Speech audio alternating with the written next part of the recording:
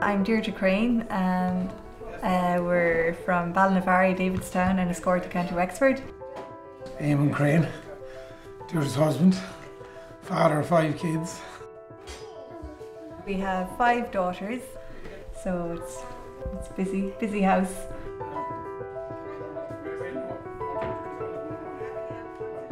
We have Green Hill Fruit Farm since '07, and we also have the dairy farm.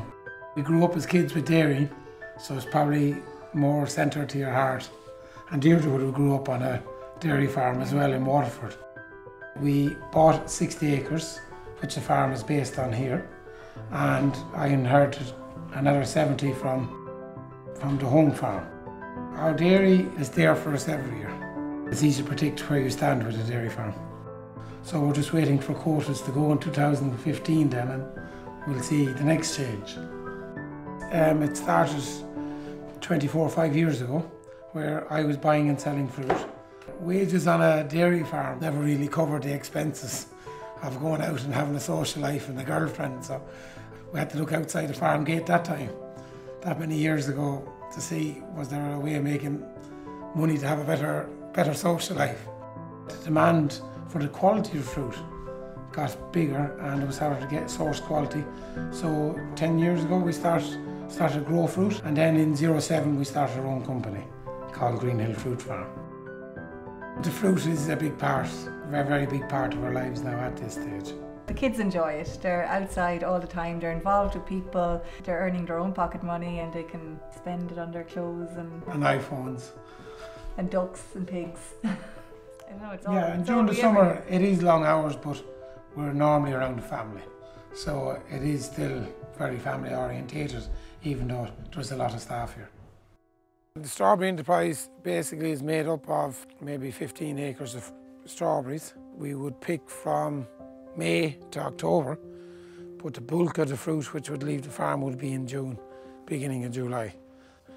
And then a couple of acres of raspberries and some blackberries then as well. All the fruit on the farm is grown indoor. It all has some form of protection to protect the skin.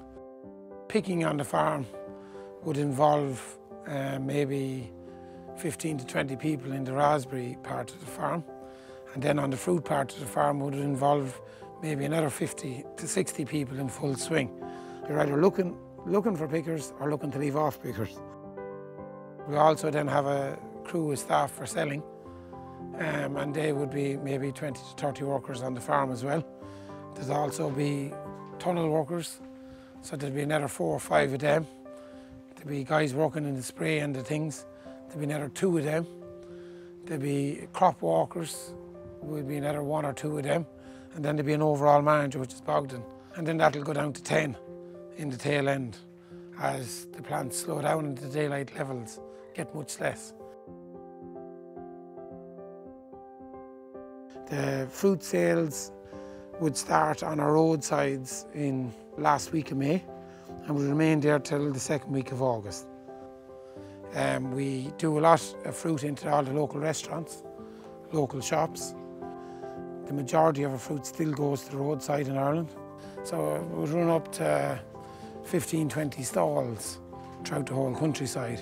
Could be over 10 vans on the road on a constant day, and could go up to 15 because anything that's picked has to be moved. My name is Tim Morrissey. I'm the local dairy advisor on this farm here, based in Enniscorthy. So I've been working on this farm with Eamon for, I suppose, nearly 30 years now. I'm a dairyman on a fruit farm. You might ask, what is the fruit farm doing on a dairy farm? In the last 20 years, 25 years, people have tended to become more intensive in one enterprise or maybe 2.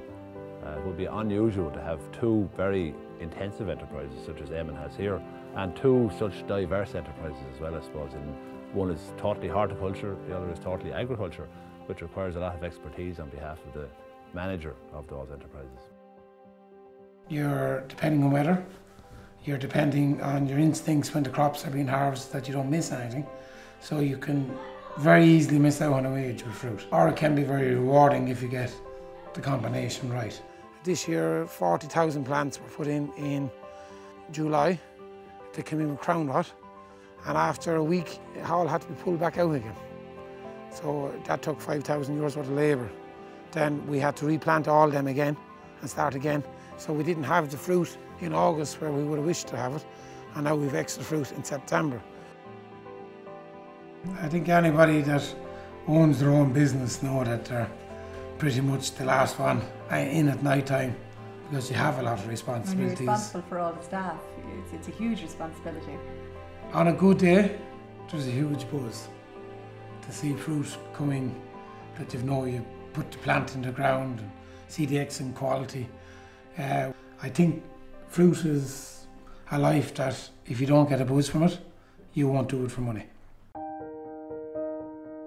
The fruit industry, even though there's not many fruit farms, it's very important to the whole rural life of Ireland. People do not understand that it's all manual, there's no machines. So out of the turnover of any fruit farm within Ireland, 50% of its turnover automatically goes into wages. There's 120 people employed here. It means that's 120 people living locally and throughout the countryside. It means 120 people are buying local food, produce, renting cars, buy cars, they buy their fuel. It means the local, that was builders, have now become tunnel builders. The local colleges for horticulture is coming here and they're getting education within the farm here. It's a huge way of anyone within the country of giving back to the economy. Our youngest daughter came to a show and she looked into the till about 2 months ago and she said, "Wow, Mammy happy," she says. I think we're building as a family business, so we'd probably hope maybe that there's probably a couple of stages of it that some of the girls could take on different businesses from within the business. So you don't really do it so you can't see. You like that, Abigail?